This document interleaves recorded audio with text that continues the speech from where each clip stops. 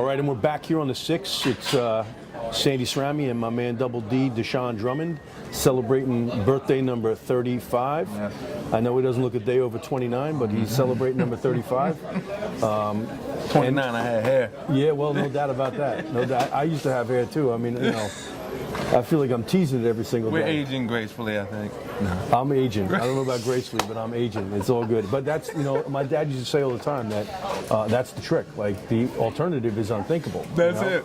As somebody said, And, only thing worse than getting old is not getting old. that's a fact. Right. It's a fact, man. I tell you.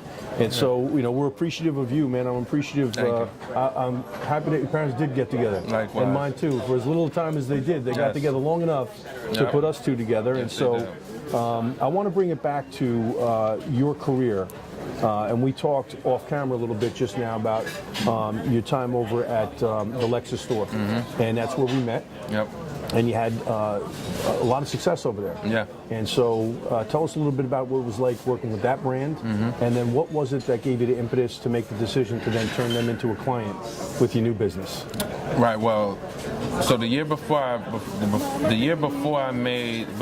to Lexus, and my mind was stretched at that point because I did a real estate deal and I made about $120,000 on that real estate deal. Right. The more money than I had ever made in 1 year. Exactly. You know, and so, but I was setting some things up and investing in some things, and ended up saying, let me go to the car business, just what I knew, you know. Yep. So because those deals were few and far between, Yep. and so I said, okay, let me get some predictable money that I know, and that's when I got exposed to the Celebrity brand.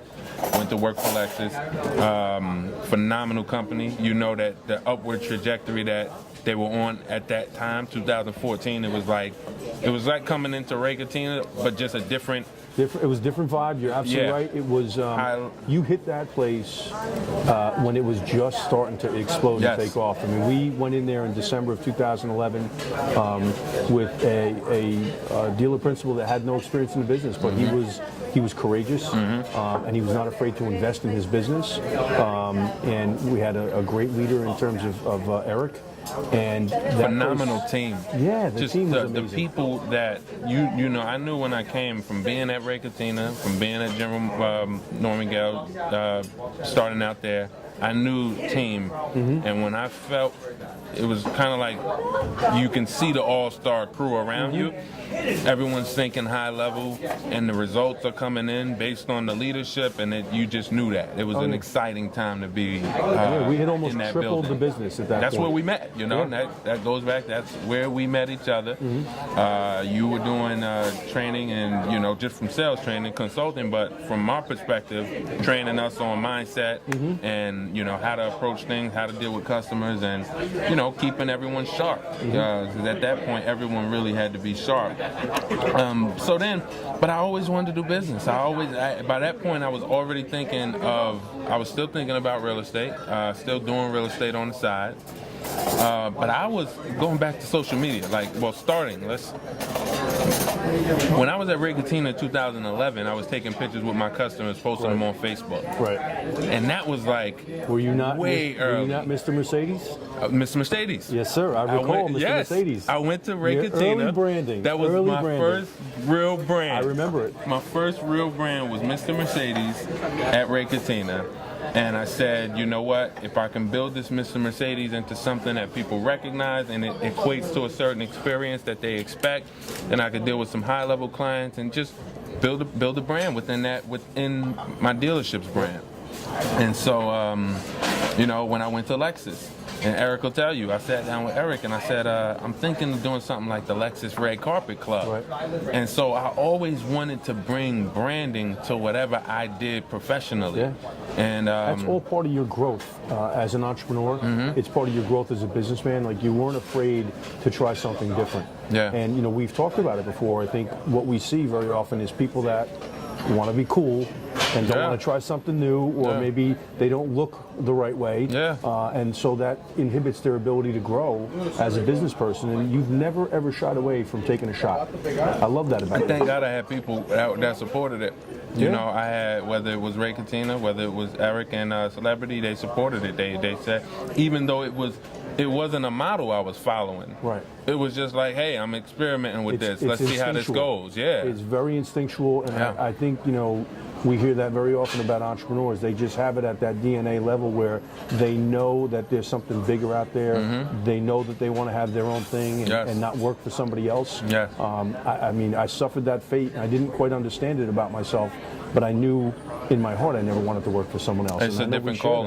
that. It You is know, a different it's calling. just a different Yeah. calling because there are people who are very happy working for someone. That's And there's their nothing wrong with comfort, that. and there's nothing wrong. Yeah. But when you're in an environment and you're doing something and you feel called to do this and you don't do it, that's where I think you start to get disgruntled and Right. not perform best. Because like you said a little while ago, if your heart is not in something wholeheartedly, you're not going to get the best result.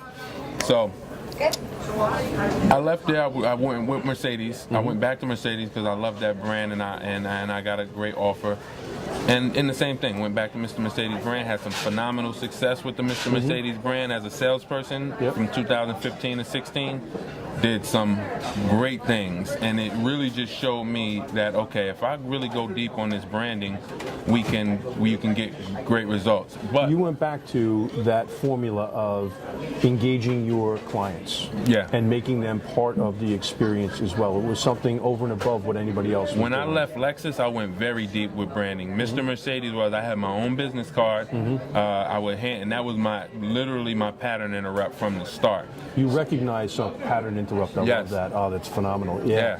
You recognize something though that was bigger than what you were doing at that point in time. You realize that you could help other people do the Yes. same thing Yes. and share that success. And that goes back to, if you can share something with a lot of people and impact a lot of people, you can change the landscape of a business. And that's where we were and where we are. It was like the whole industry is changing, but I see people who are not really, they don't know how to come this way, from the highest And up they're to uncomfortable with it. They are.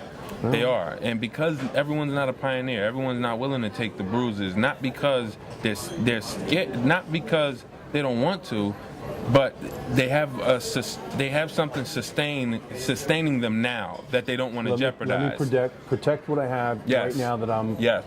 confident in. I don't want to take a chance and risk it, and I get that. Yeah, even though that risk could be upside, but it's protecting the downside is the key, And for them. truthfully, I will tell you today that one of the lessons that I think we both learned is that, when you want to play it safe, that's really risky.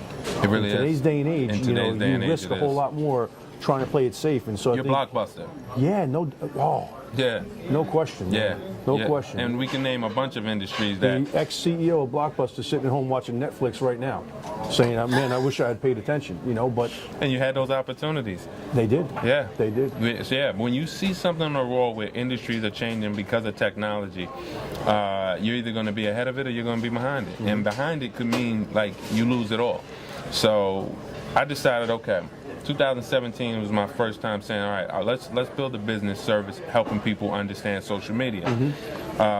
Went back to celebrity, sat down with Eric Ruby, who was just really doing some crazy things at that time, really making, like, they had grown in incredible ways, substantially. And I said, listen, Eric, this is what I'm saying. I'm saying that if we can actually help people build brands and start to become extensions of the dealership, it'll sell them 1, 2, 3 more cars a month.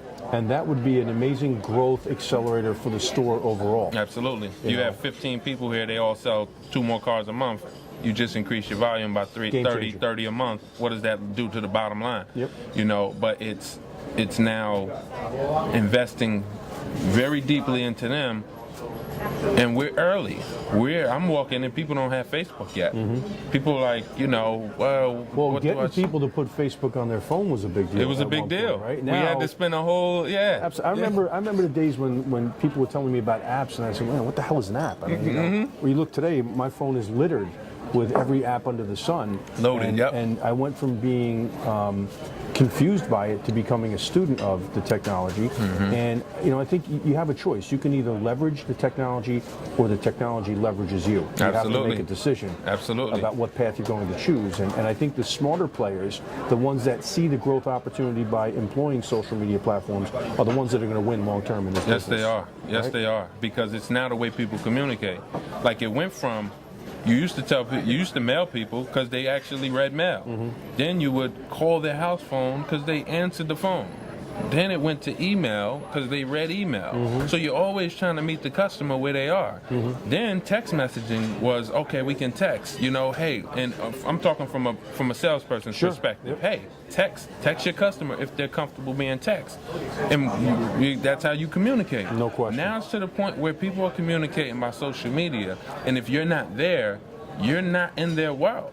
Well, yeah, I think it also creates a different dimension to the experience for us in terms of marketing. Now, the genuine and authentic nature of us as a brand, individuals as a brand, can play with a lot better results vis-a-vis social media. And now it's not just let's sell 1 or 2 more vehicles per month per salesperson. We can apply an exponential factor on that. It could be 100%. you know 5 times as many, 10 times as many 100%. if it's employed properly. And you have great execution and the infrastructure to back it up. And that's what we're working towards right now. I know a salesman, his name is Bill Have, and shout out to Bill Have, incredible pioneer when it comes to being willing to take chances, take risks. He just went to a dealer. His brand is so powerful. I want to say, and he's updating us on Facebook as he does it. He hasn't been there for 15 days. He sold a car every single day, and his 15th car was the first one he took that was dealer traffic. First 14 was referrals from his brand. Yeah. I mean, if you don't get that messaging, I don't know if you're ever going to get it, because you have the ability to reach out and touch so many people just by using this thing right here. Amen. Imagine having 10 Bill Haves underneath your dealership umbrella. Sure. People who literally are lightening the load when it comes to your marketing dollars because they're generating business themselves. So you're seeing the bottom line increase, not from ad spend. You know? No question. So it's like, if I have 10 guys that are like, it just shows. In the beginning, it became, the first couple years it was, oh, do we really want to show these people how to build brands? Do we want them building brands? Because what if they leave? They leave and go someplace else. Yeah, and it's always been that way. It used to be, what if we leave and they take our list of all this? You know, it's always been that way. My man, you know this. If you take care of your people and you have a culture that's sticky, they're not going anywhere. Which means you value them as a part of your team, the chances of them going anywhere are very unlikely. And it's no different with or without the advent of social media or the internet. You've got to take care of your people, give them an opportunity to grow. If you grow your people, you grow your profits. I say it all the time. It's my tagline. It's such a truth. People want to, if you invest into your people, into professional and personal growth, they will respect it, because the alternatives are non-existent. I think the twin byproducts of investing in your people and giving them the ability to roam free, if you will, a little bit with respect to social media, is that there's a higher level of commitment to the organization, and there's definitely a higher level of production. That's been proven true. We've seen it time and again. So. They build your brand. So, but being in the early stages of social media, and like I said, people not having the app on their phone, it was still early. So, and as Facebook algorithms change and they monetize in different ways, your strategy has to change with it. Back then, you could take a picture with all your customers, you can tag the customer, their audience would see it, you had exposure to some of their friends, and then hopefully you created a picture and something that looked so fun that someone else said, hey, that's your sales guy, I might be getting, you know. So that's what you were going for. You wanted to take that picture, tag them, and interact with their people. Now it's different. That today doesn't work anymore. Game, right? And we're learning that ourselves as we go. You know, today the rules have changed. The logarithms have changed with respect to all of the social media platforms, including LinkedIn. And so you've got to have a plan, and you've got to have a process to execute that plan, which is what we're talking about right now. What does Gary Vee say when they ask him what's coming 5 years from now? He said, I don't know. I know what's today. Today I got to execute on what's happening today. That's all we know. And there's so many different platforms that we can employ and leverage. As I'll say it again, you're either going to leverage the technology is going to leverage you, or those around you that are your direct competition will be leveraging that technology, and they're going to fly right by you. Yes, they will. You know, it's faster time than to you know. Tune in, turn on, and get involved and get engaged. But I think the thing that drives such high levels of production as a result of it, we talk about content, the content that engages, that gets that two-way communication Yes. going, where there's a bond through the brand. Does that make sense? Yes, it does. Yeah. Yes, it does. People feel like they're a part of your world. Yeah. You know, people you know, the people who buy Jordan sneakers somehow feel attached to Michael Jordan by Sure. buying those sneakers. Sure. You know, they feel like I'm gonna jump higher by wearing these Yeah. sneakers. You know, even though it's not true. You know, but it just brand does something to you when your brand. Every brand has I think a meaning that in the customer's mind. It's very personal. It's personal. Yeah. You hit it on the head. It's personal, and this is what I get from this brand. And so if you're not trying to be that brand in your industry that connects with people, and that when they think about you, you know, you that mind space, that mind share. Yep. You know, when they think cars, when they think real estate, if your name Absolutely. doesn't pop up, you're missing it. Well, it's funny. We talk about that all the time in terms of accessibility for selling professionals out there. And I always harp on this one fact. I want the folks that I work with to be the people that their clients and customers think of when they don't know what to do or who to call. Right? And that's got to be a string that has to tie your brand Thank together. you so much, Barney. And as long as it's authentic and you come from a position of wanting to help somebody, Absolutely. you know, that has long legs to it. my friend, Absolutely. You know? Absolutely. So, and, you know, when we talk about what we're doing today, you and I, right, we're talking from a perspective of this is what we're doing today. Yeah. We're making mistakes along the way, as you know. We're learning from those mistakes. We laugh about it with Hollywood Bill Capone all the time. All the time. We get a little bit better each and every time, but we're learning. We're not afraid to go out there and take a shot and try No. something different. No. And that is the beauty, I think, of having the freedom that we have. Not everybody feels they have that freedom, and the truth is you do. You just have to recognize it in your own mind and give Absolutely. yourself permission. Yes. Give yourself permission to go out and have a little bit of fun with it, but be authentic. I Yeah. don't want people running around out there trying to be something that they aren't or someone that they aren't. You mentioned something, we were talking about this last week, about how from a child your program making mistakes is bad. Oh yeah. You know, you don't say something, you know, think before you talk. Things of that nature. And sometimes when you grow up and you start making decisions as an adult, you have these childhood things that were put in you to keep you safe, but don't serve you as an adult. No you know, question. taking risks, you know. They're completely counterintuitive They to what really- you should be doing Yeah. to grow yourself and grow You your got to business. make mistakes. If you're there's nothing wrong with being, you know, want to mitigate your risk. But you got to take calculated risks if you want more. You know, us literally, me sitting in this chair is a risk. You Yes. know, everything's a risk. Both of us sitting here. I mean, come on, what we're doing, we just took a shot and did it. But, Yeah. you know, I tell the story all the time when I'm training about second grade. I had a teacher, and you know, she would do the math problem on the blackboard every single day, and one kid would be selected to go up and answer the problem on the blackboard. And I remember back in second grade, one of the kids in the back of the room jumping up and down, up and down, up and down. Yes. And she says, all right, come on up to the front of the room. He grabs the chalk, puts his answer in, and his answer's wrong. And he can't even get turned around to hand her the chalk, and the whole class is doing what? They're laughing at They're him. laughing at him because he made a mistake.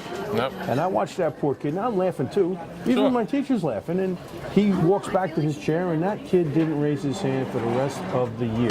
Confidence shot. Absolutely. You know, what should have happened, and again, we're going back into the early 70s for those of you that are doing the math. Right, but it sticks. Yeah. But here's what should have Still happened. happens today. It sure happens today. And what should really have happened is, and I could have been the perfect person to point to, is the teacher says, you know what, Johnny, come back up here. No. Class, stop laughing. By the way, Sandy, I graded your last test. You got a 57, okay? And You're the last and you're the person that last should be person that should be laughing, so quiet down. And Susie, should I give out your grade too? Now, Johnny, let me tell you something. I'm proud of you. I'm proud of you because you were the first one that had the courage to jump up and down, Love it. and you took a shot. Guess what? Tomorrow, you're going to have another opportunity, and you'll have a chance to get it right then. And if not then, the next day after that. As you were saying that, and as you were saying that, there's multiple lessons there. You don't celebrate the fact that he had the courage to get up out of the whole class. Right. And these are the things that really lead to, you know, you being able to do things as you get older, is having that courage. You got 20 people here. Can I get a volunteer? All right, I'll step up. I'll put myself out Right. there. And, you know, regardless of the outcome.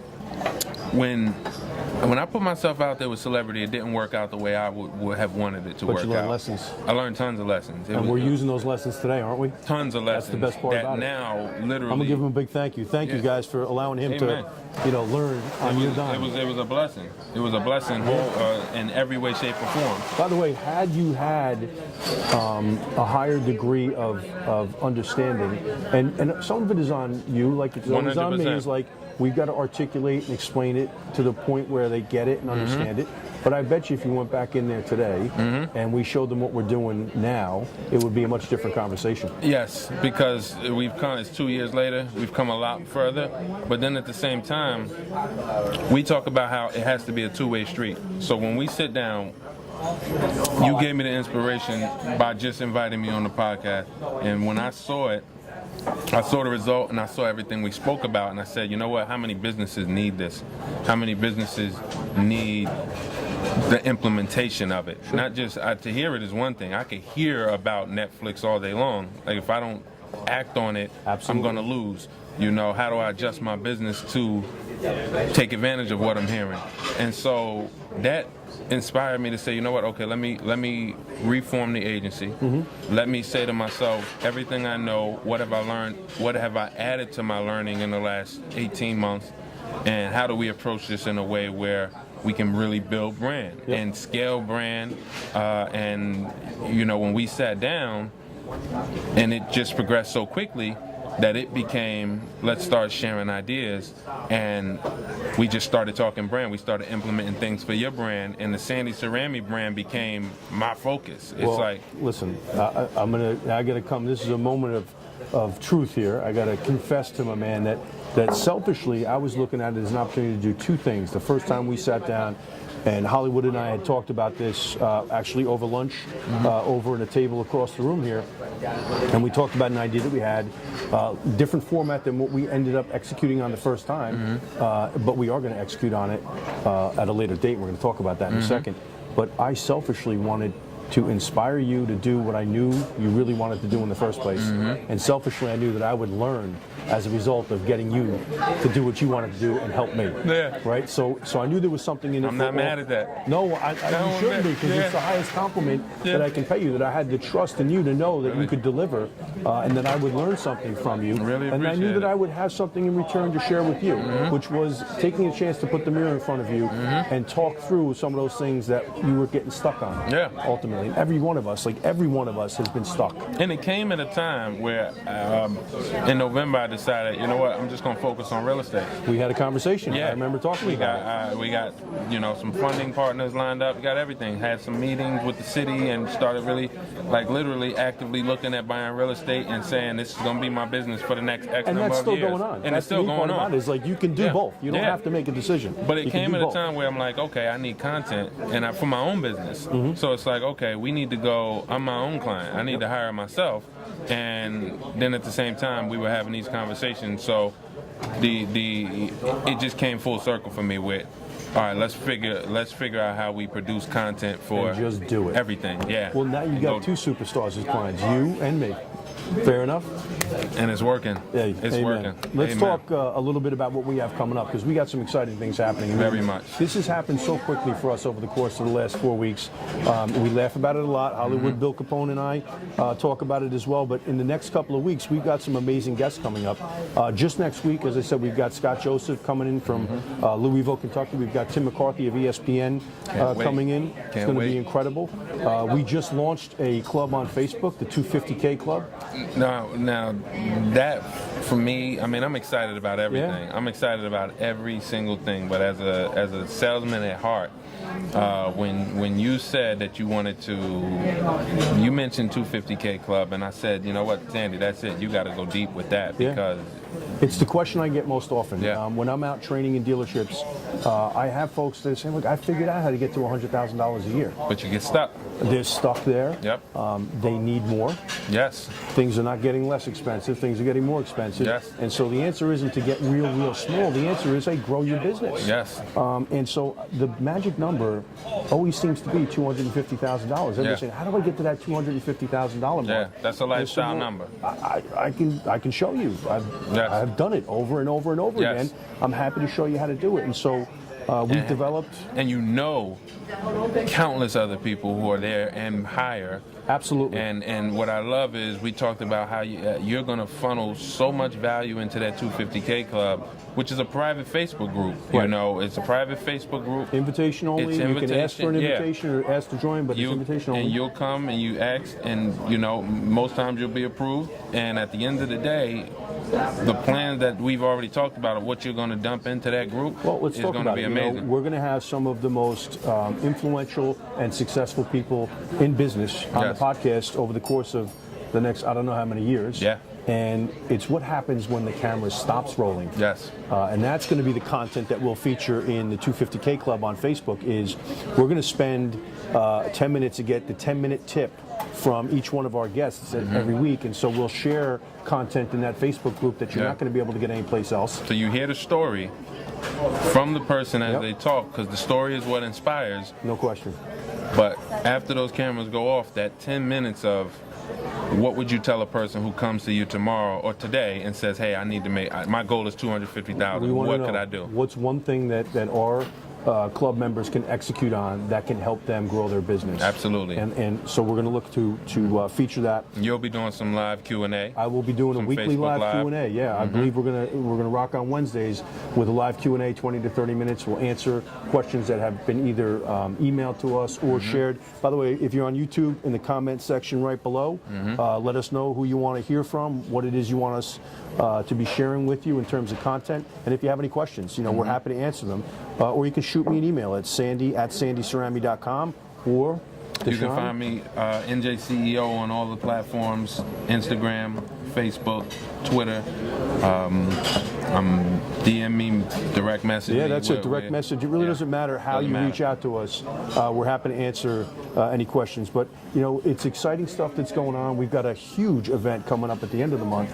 On March 28th, we're going to be shooting in the main part of the restaurant a roundtable. It is Women in Business Month, and so we've got some very sharp ladies coming in. Extremely right? sharp. And so we're going to do a Women Business Leaders Roundtable March 28th. And I'm excited because Absolutely. I know all 5 of these ladies personally. One of them happens to be my wife. She's the boss not only in her business but in my household as well. Absolutely. So, you know, we're going to have. Doing incredible things. Yeah, she is. She's a solopreneur extraordinaire. She does it all. We've got Bridget Byer, who's the dealer principal over at Byer Automotive Group. We have Mary Ellen Adams, who's an executive with Lithia Auto Group. We've got Michelle Arpin-Bagina, who is a certified financial planner for high net worth individuals.